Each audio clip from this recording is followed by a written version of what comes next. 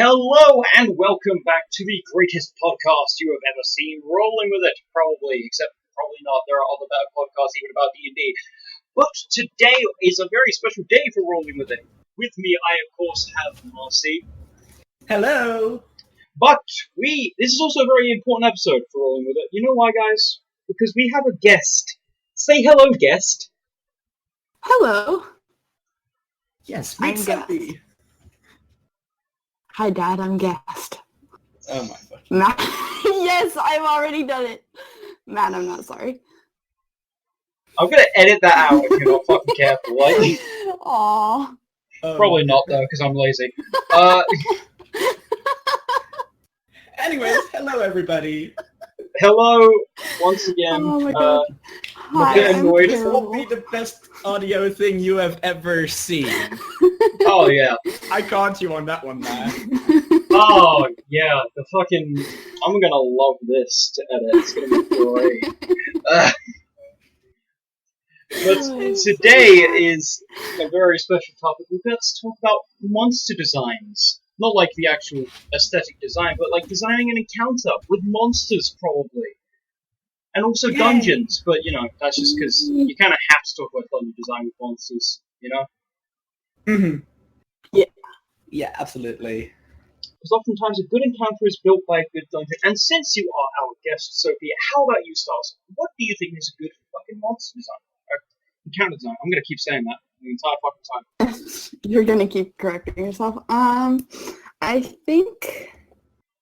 Well, just speaking from experience with the game that I tried to run, to make I personally don't enjoy bullet soaking kind of encounters. I enjoy stuff that has a little trick or something that you have to figure out to sort of defeat the monster. But the thing I learned is that if you don't make it really obvious, then they're not going to get it. Yeah. Yeah. Like in the case of 5e at least, you with Volo's Guide to Monsters, you can get Nilbogs, which is, if you didn't know, goblins spelled backwards for those of you who haven't seen Tron 2. Which is, they experience damage in reverse. So if they get hurt, then they heal, and if they get healed, they hurt. Sort of like the zombies in Final Fantasy.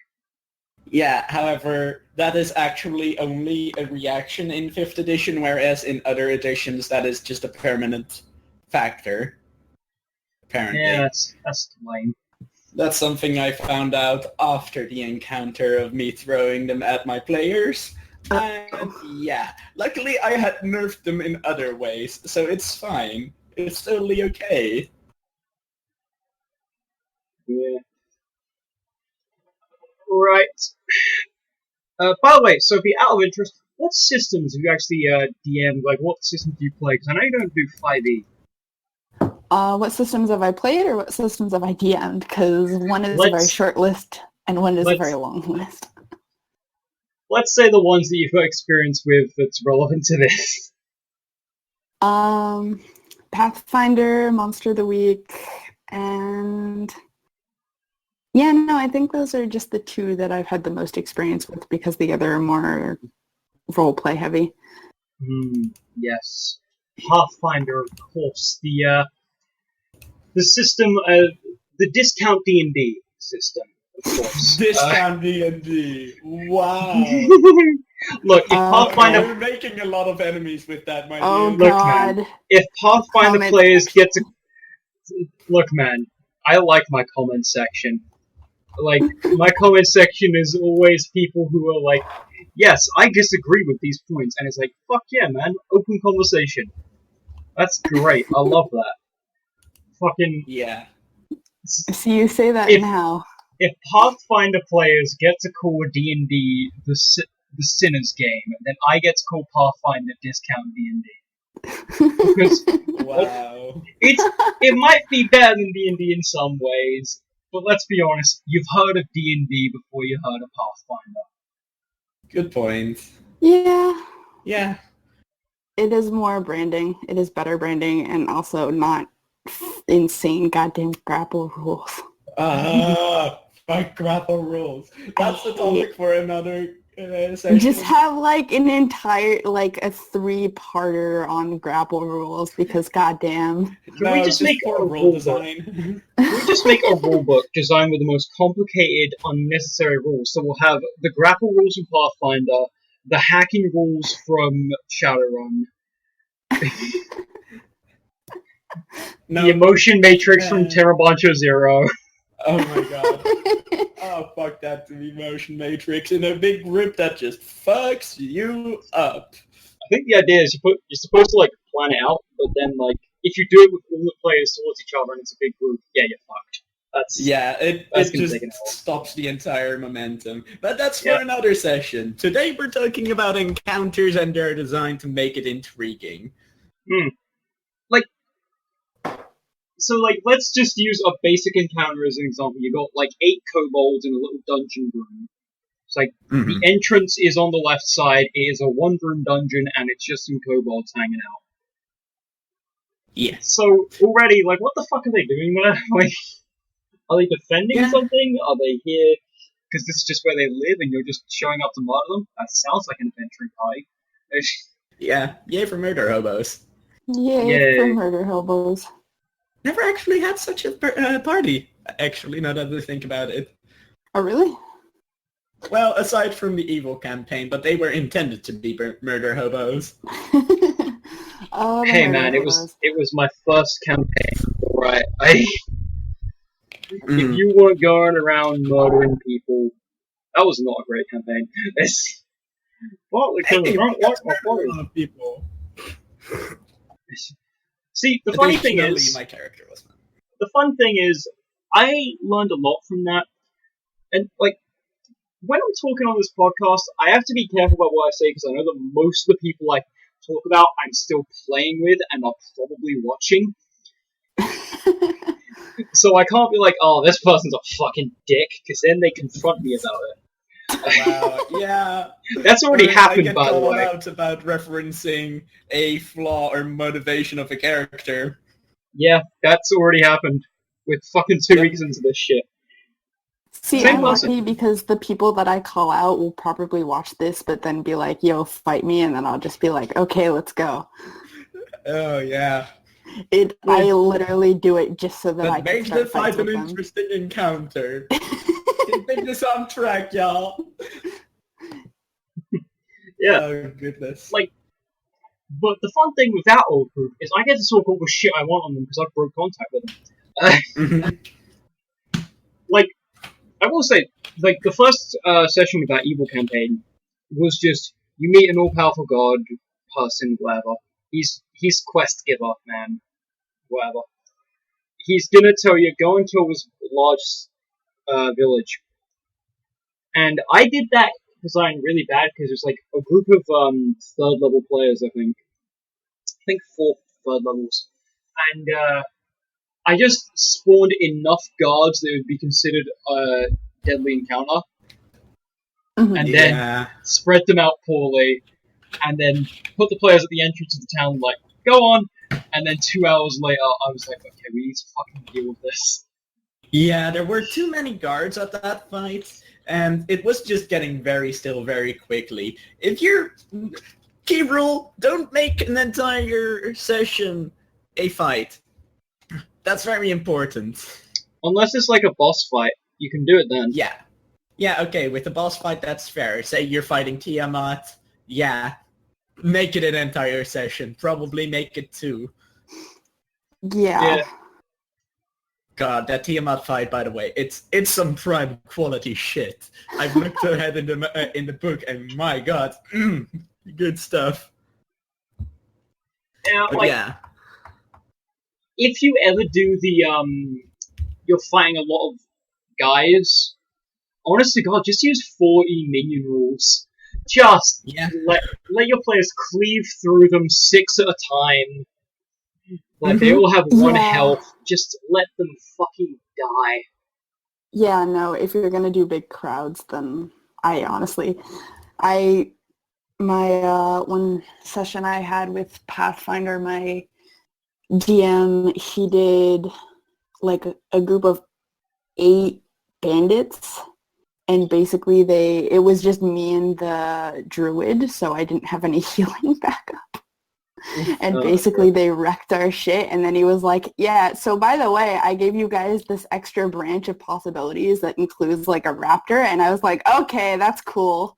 Let me just die in that hole after fighting a bunch of bandits because they took out all my HP and we don't have any healing spells. Sorry, he told you that after the fight. Like, oh yeah, by the way, you could get like a raptor in this fight. No. He tells me when I walk into the giant fucking room with the raptor. Oh no. And I almost die from it. Oh, good lord. We both almost die, and we had to split that into 2 sessions because I was like, I didn't think you guys would do it. And I'm like, I'm the barbarian, of course I'm gonna do it. Oh, goodness. But yeah, you've DM'd some Monster of the Week stuff, and of course you've got to make interesting changes to these encounters to make them intriguing and fun. That's all that Monster of the Week is, after all. Yeah, So give me a good example. So the one that I designed was Lotus Eaters, and if I remember correctly, I had 3 different encounters. I had like the lotuses themselves, where I was basically like, let me just put all these pretty flowers around this big island and see if my players decide to try and eat them. And one of them did. And basically I designed them to have like a few tricks, like they had vines that could attack and they would set off traps so that I could use the, so that I could use the act under pressure mechanism. But for the main part, they were just like simple little flowers that wouldn't actually attack you unless you did something really stupid. Okay. There were big hordes of those, and they were really fun and really easy just to take out. So I actually enjoyed having those around. Huh. Yeah, that sounds pretty interesting, actually. The ones that I didn't like were, then I had the Lotus Eaters, which were basically people who had eaten the lotuses, and they were essentially zombies. And they were supposed to be like a little bit tougher, and I was trying to be like, maybe you guys shouldn't kill people because they're people, and then all of them did anyway.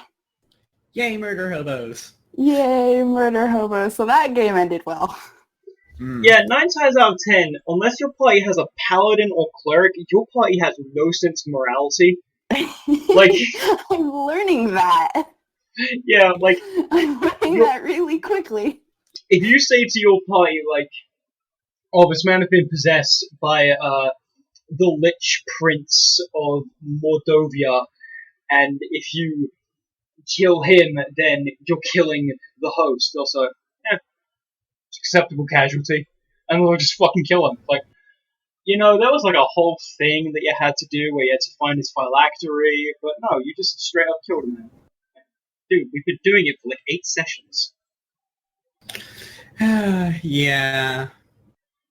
There's like, just a lot of sadness in that. Yeah. Your party does not care for the lives of the citizens around them. Yeah, no, NPCs are disposable, right? Yeah, that's what I'm learning. Yeah. Oh no. Like, the only time an NPC is not disposable is if your party has grown a significant attachment to them, or they have literally got plot armor. Those are the only 2 times when an NPC is immune to the party killing them. I mean, you could have killed Tyr. He's a weakling. That's referencing a campaign that you guys can watch at twitch.tv/ShareDesktop. Every episode, I've had to promote that because it keeps on coming up. Of course. Every fucking episode. You revel in the ability to share the might of Umbra, Ravenscorn. But look, I never said I don't enjoy it. Goodness. I just realized that 2 out of 3 of us have Joom artworks for our avatars. Oh, goodness, yeah. Joom is a friend of ours. Yeah. We should probably ask her if she can make a backsplash for us. Oh my god. I very nearly did. Uh, I don't yeah, even blame you. like, where the fuck was I? Because this just got really off track really fucking quick. Welcome to podcasts and voice calls where literally everything gets off track. Morality in parties? Oh, yeah. Murder hobos? Like, Murder hobos. you know, I feel like the only time you could make a character that your party isn't attached to or doesn't have plot armor, who gets to live through shit, is if part of the quest is to save them. And even then, like, if things go wrong, they go wrong. Yeah. And there'll be one dickweed in your party. Insignificant as you can. Yeah. There will always be one dickweed in your party who knows that, you know, every casualty is acceptable if you word it right. It's usually the rogue. It's always the fucking rogue. Yeah, I've had that. Oh no. Our rogue does the same thing. But I've never done that though. I wish I did. I'm trying to think. Oh, sorry, go ahead. Actually, a good place to look if you're looking for a coherent version of what we're basically trying to say. Go and look up Pro Jared's video on D&D December for how to make encounters, because he actually does a very good job. He explains, like, don't make just like 8 kobolds in a room. Ask, what are the kobolds doing there? Are they friends? Also, the monsters you kill generally want to live, so they'll probably run away at some point. Also, don't be afraid, like, this one has, like, a different weapon, and this one has magic, and this one's got a mount. Yeah. Like, I always try and, in every unit of, like, shitty, weak monsters I throw at my party, it's like, one of these is the squadron commander, and thusly he's a bit more powerful. He's got, like, 1 or 2 more 8 HP. He's got a stronger weapon, so he can do more damage to you. But there's no visual signifier of which one that is. Which you could argue is bad design, but at the same time, Yeah, I mean, I've been doing that here and there. For example, the cultists that I had you fighting. yeah. Like, I mean, you know, you could call that a fight. That was just a case of some of us showed up, and then there was a pile of dead cultists. Yeah, that kind of happened. It was a fun. One encounter I had recently, actually, that made me kind of mad is, like, fairy and cultists in Monster of the Week. Mm-hmm. And, my DM at the end of it, right when I was about to kill the very last fairy, I basically got a surprise twist, and I was like, damn it, if you had told me this at the very beginning, I wouldn't have tried to kill her. Oh, goodness.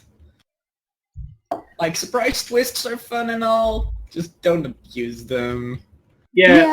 Sometimes you need to be open with your players, unless you're trying to prove the point that they are crazed fucking serial killers and need to stop. Yeah. Like, yeah, if you do a surprise twist, drop hints. Just, yeah. Sorry, just cut out a bit there, I think. In any case, Yes, in any case. I think, like, never be afraid to just say, alright, halfway through this encounter, there's gonna be backup arriving, because they've heard fucking screams. Like, obviously something's gonna happen. Yeah. Unless you've got that one asshole rogue who's like, yes, and I'm trying to stab him, so that his lungs quickly fill with blood so he can't scream out, like, no. But if you stab this place on the neck, like, fine. I'll roll a d20. If you get a 20, you can do it. I rolled a 20. Fucking! It will happen every time. Never give them the chance. Yeah. Yeah. But yeah, basically what it boils down to is if you can, prepare an encounter so that it can be open. Leave options available. Also, a good encounter can involve environmental puzzling. Oh yeah, like a classic tavern brawl thing is just like, oh, there's a chandelier above the guy, and there's a bit of rope next to me. I'm gonna cut the rope, and the chandelier will fall on him. Yeah, exactly. Or, hey, there's a loose boulder there. Mm-hmm. Let's push it. Yeah, that's definitely some of my favorite, although I haven't encountered much like it lately. Mm. I mean, one encounter that I love is just it's the theory of you never need to kill the monster on the bridge, you just need to kill the bridge. Yeah. Like, it doesn't matter if you've got Godhood Cthulhu in full-out power armor, and he's a lich, and he's also got vampire traits. Like, but if I destroy the bridge, because they don't just fall to his death. Yeah, leave options open. Don't always just make your fights kill this thing. I've done that, and it kind of sucks. Yeah. Looking at the Euronymous fights from my campaign. There was a good one encounter I had was in Rutama, which is, oh god, I forgot what they're called, but they're like these little fluff ball kobolds. They call them kobolds, but they look like balls of cotton. Oh god. And they're so cute. I'm getting Tribbles flashbacks. But when they encountered my party, essentially we come up to them expecting a fight, and then they start dancing, and essentially the trick was don't fight but pretend to fight, and then I let them like pretend to do the last hit, and then when my character fell down they just left and let us pass. Oh goodness. That was one I really loved just because of how cute it was. That's actually a really good idea for an encounter. Yeah. It's like, oh, I'm fighting against a flump. Does the flump want to fight you? Of course it doesn't. It's a flump. It's the sweetest creature in the universe. Yeah.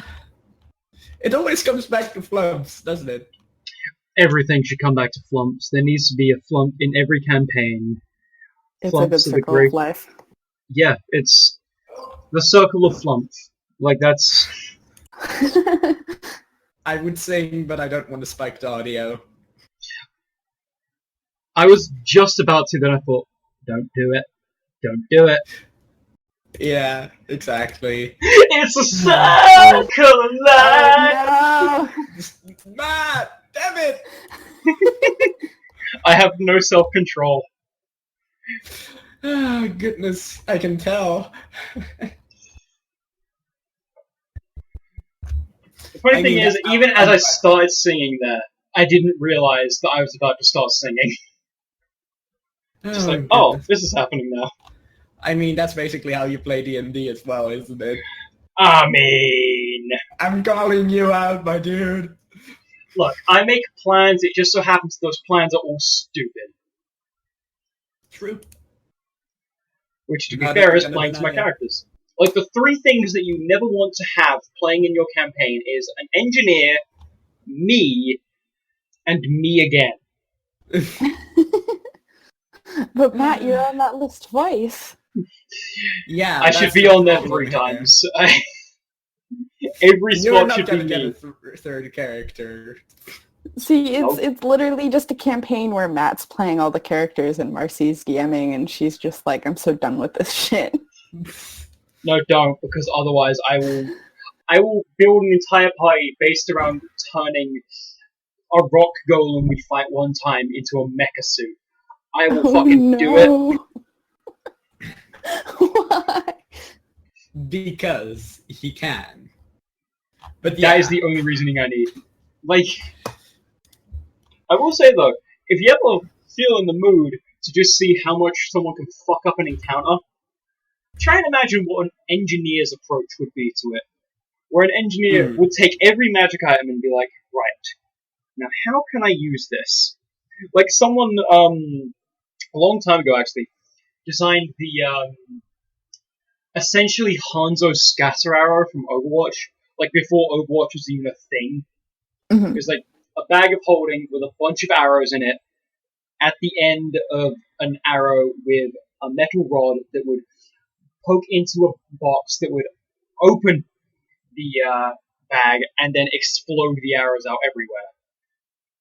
Oh goodness, that just reminds me of the portable hole.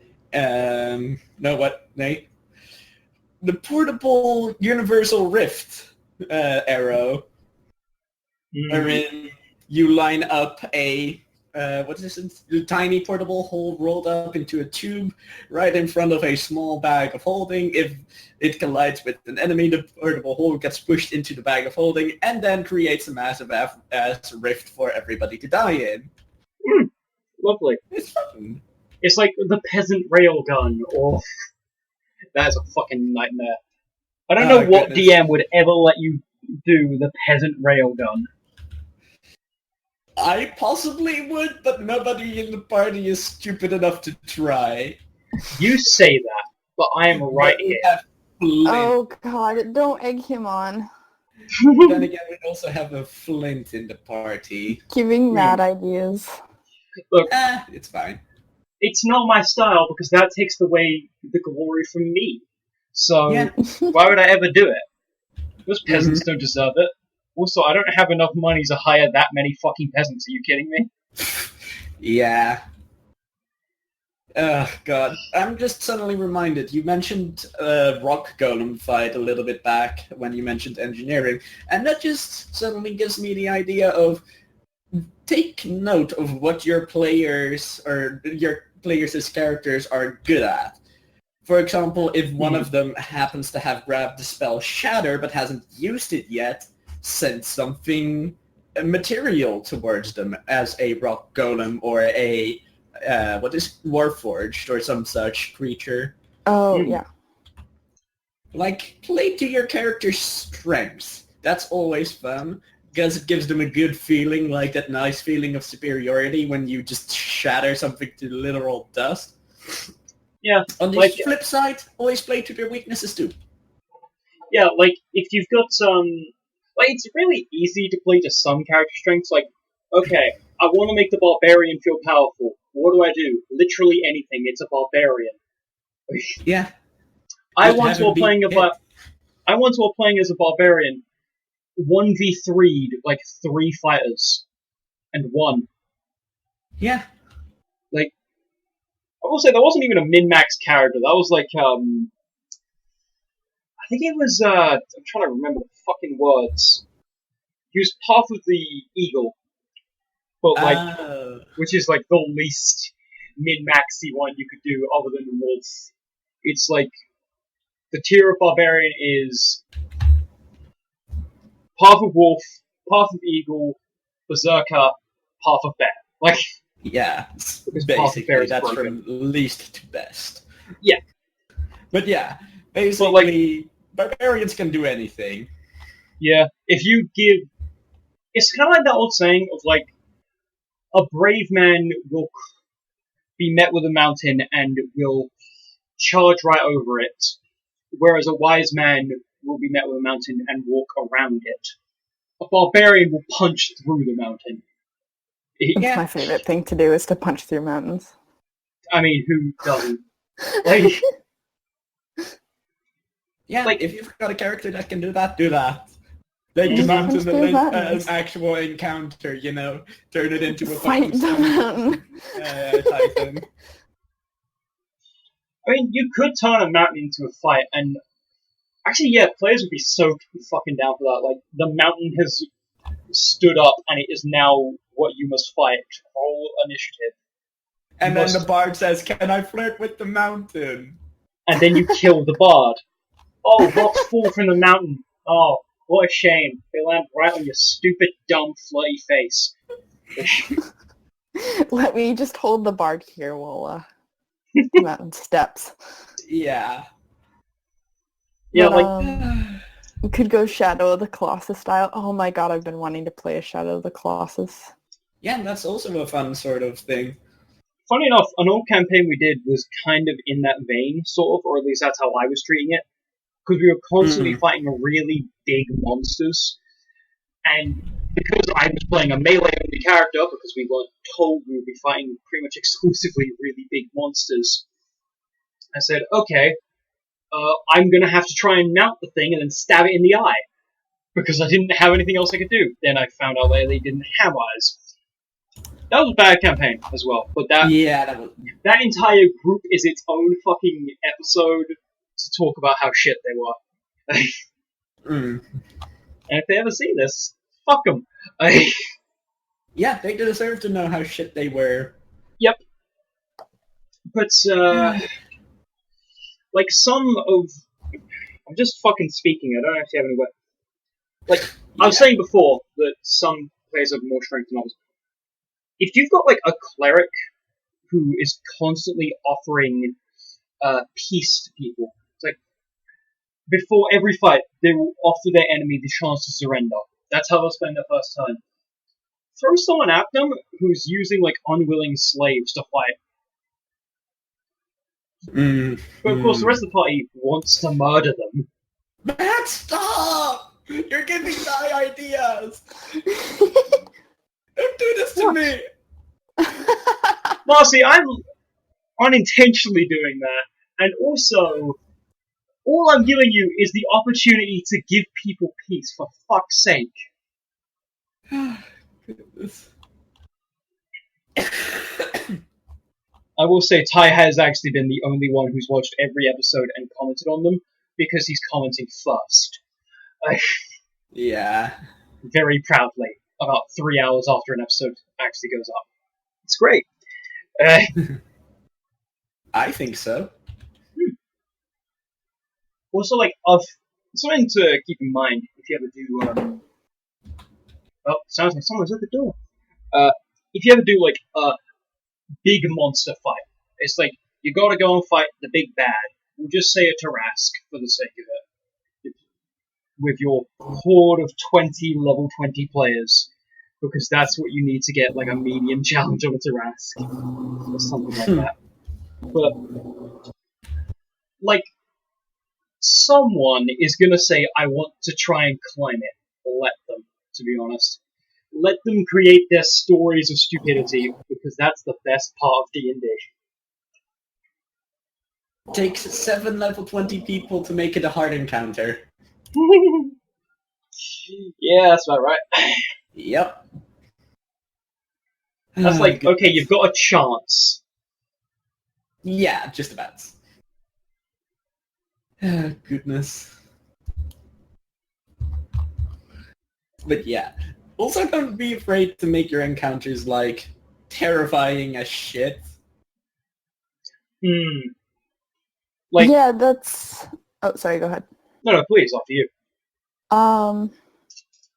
Honestly, I enjoy when you actually, like, feel invested into the encounters and not just like, oh, look, it's bandit group number 3, let me just stab them all. But, like, when you actually feel like there's something at stake in the encounters. Yeah, when it's not just fight big bad, and instead it's like the difference between fighting Senator Armstrong at the end of Metal Gear Rising, which is still to date the dumbest final boss in any video game ever. Should have been Sam. Probably. But then would you have ever been kicked in the face while someone's correcting you and saying, actually I went to the University of Texas, which is why I'm a tough motherfucker? Have you ever had that in a video game? I didn't think so.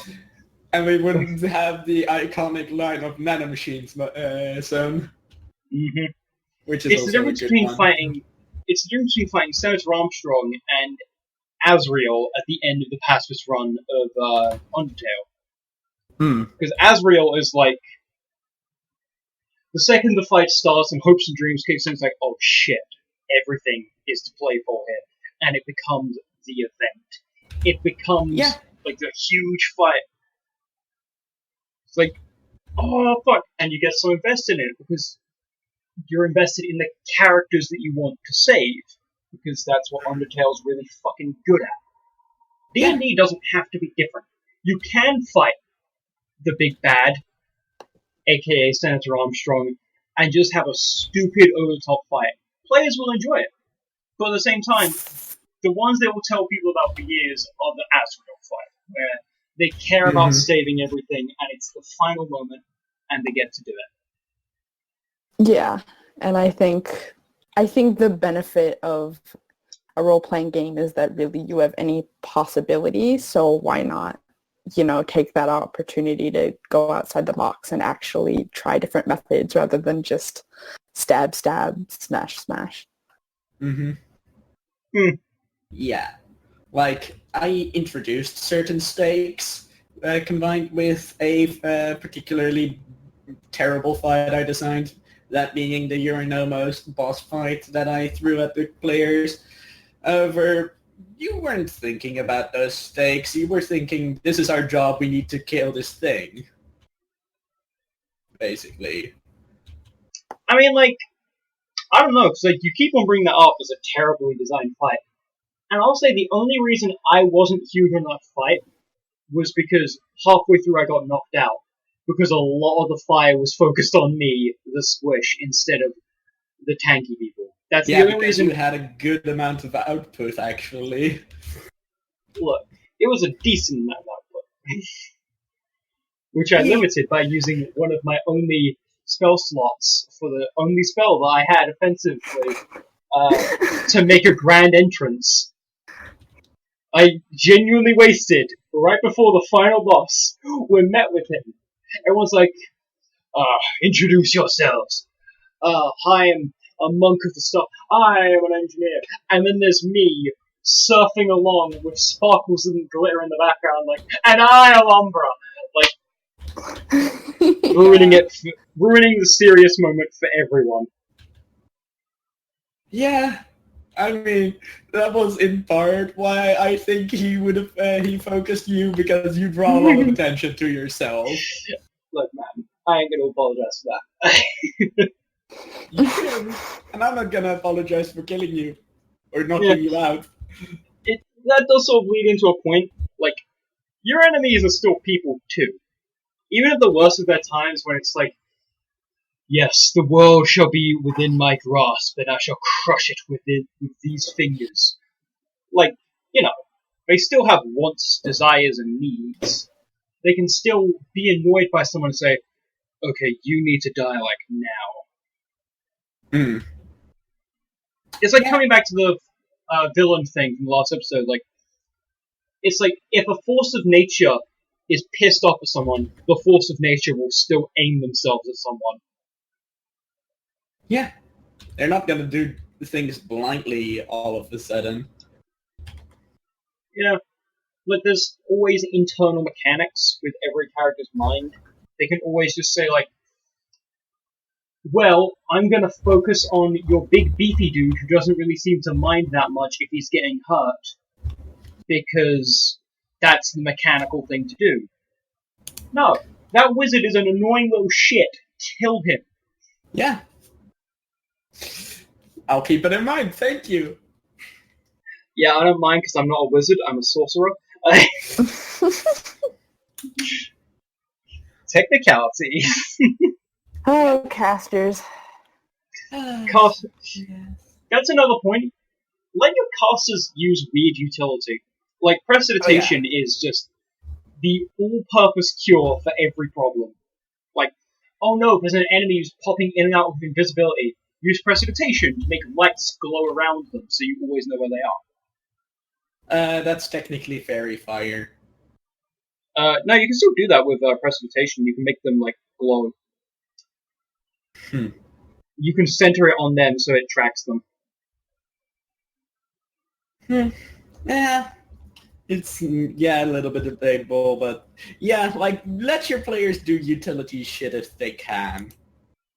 Yeah, like, the barbarian generally wants to hit stuff, and that, like, it's kind of sad, because I don't see that many people playing barbarian anymore, like, from what I used to, because most of the time people playing barbarian was me.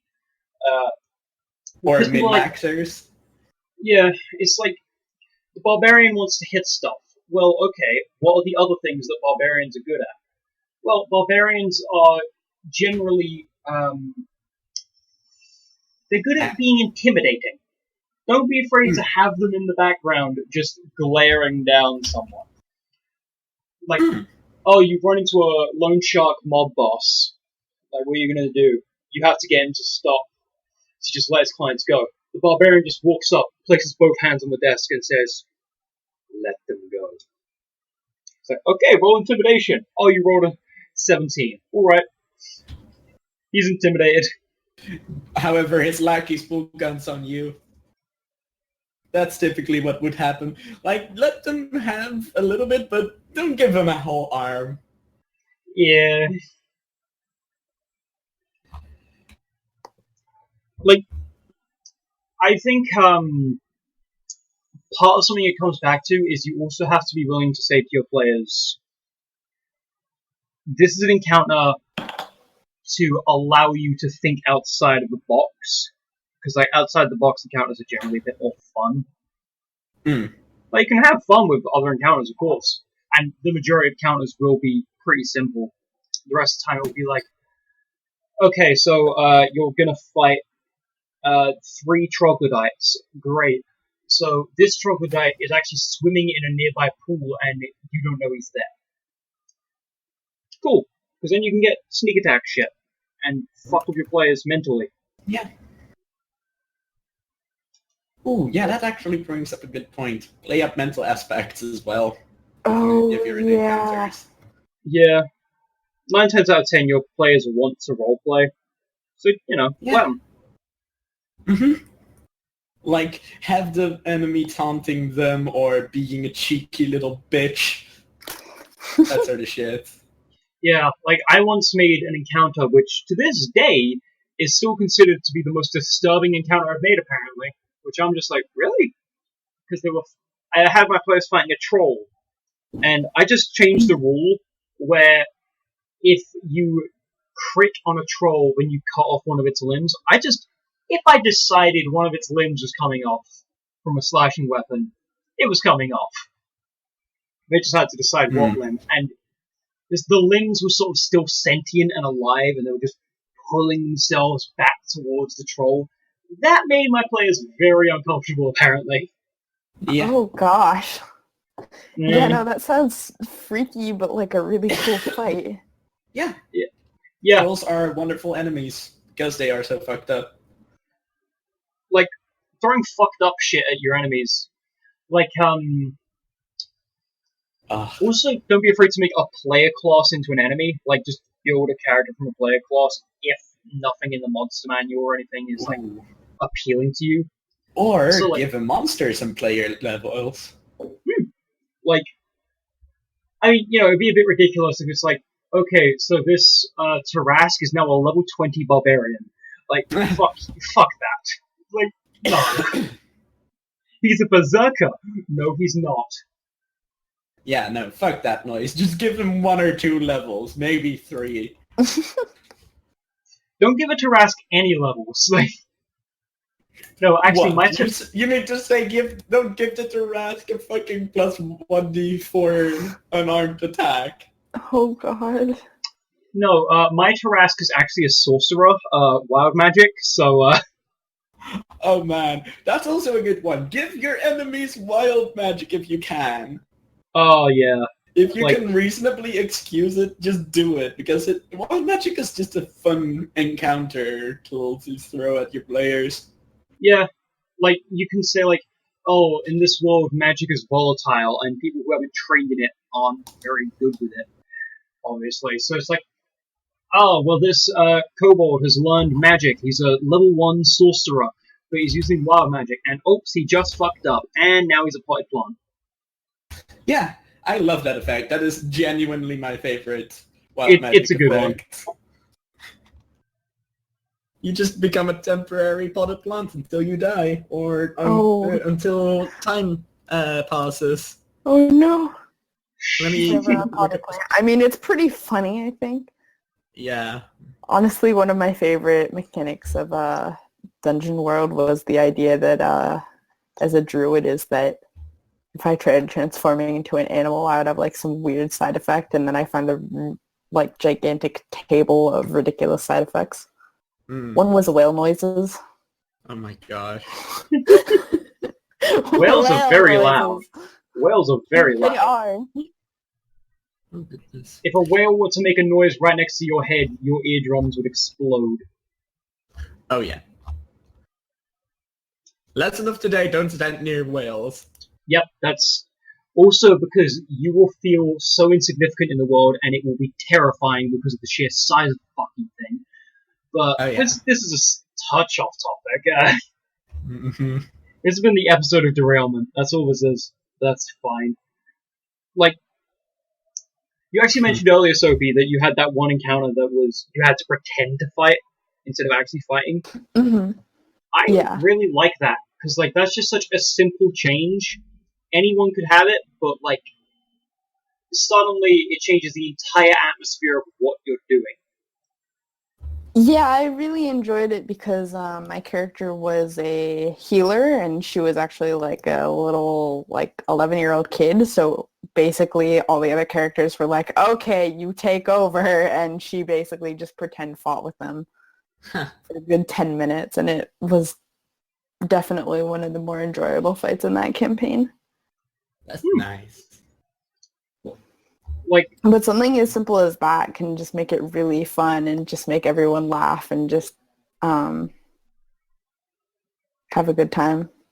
yeah, it's almost like the monster, like not the monster, man, the rulebook from I think it's Golden Sun Stories, where it's just the section on combat is you don't. Why would you want to fight? Fighting hurts people. If ever you should be forced to fight someone, then you will both push against each other until one of you falls down. Like, Yeah. like I really enjoy that sort of shit. Just because, like, not every encounter has to stake the fate of the world. Mm-hmm. Yeah, and it's really important to put thought even into like the smaller encounters. Like it shouldn't just be like some throwaway thing for experience. I think it's important to have fun with it still. Yeah. Yeah, experience sponges are when your character goes off to do actual training. Like, Mm-hmm. oh, I'm going to learn from this old hermit swordsman who is trained in the art of the blade for the last 200 years. He's like fucking.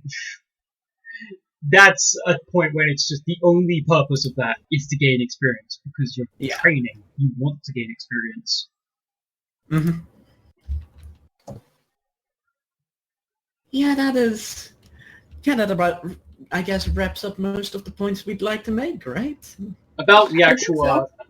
I mean, like the thing that we haven't really touched on is the fact that a lot of the time encounter design can boil down to where you are. So like the actual dungeon.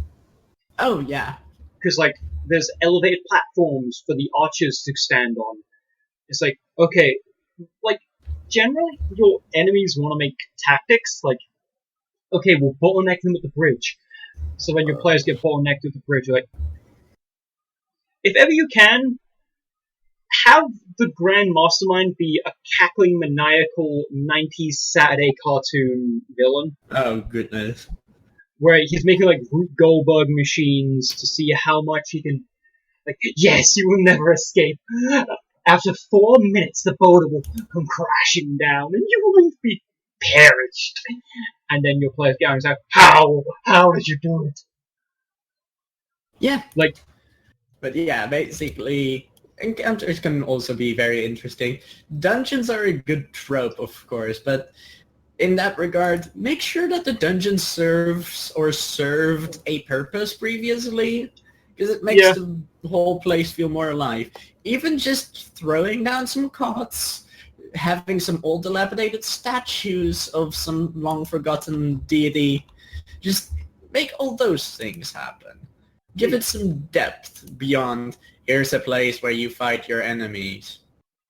yeah, or it's like, oh, here's some old prison cells where all the bars have rusted and the locks don't work anymore and it just sort of hangs open. Like, Yeah. that works. Because, Like- reminder, dungeons exist to keep things inside or something outside, typically. if it's a tomb, then have decorations of whoever it's supposed to be a tomb to. Have like their family heirlooms decorating the walls for your players to steal and then pawn off. Like, Because they will no doubt be terrible people. oh yeah, I mean, I would. Like, Yeah. but yeah, I think that, like, with that note, it's more or less summed up. Like, of course, Yeah. if you feel like there is more you'd like to talk about, then please do feel free to leave a comment down below, because I promise that I at least will read it, and I will probably respond if you're making good points. Mm.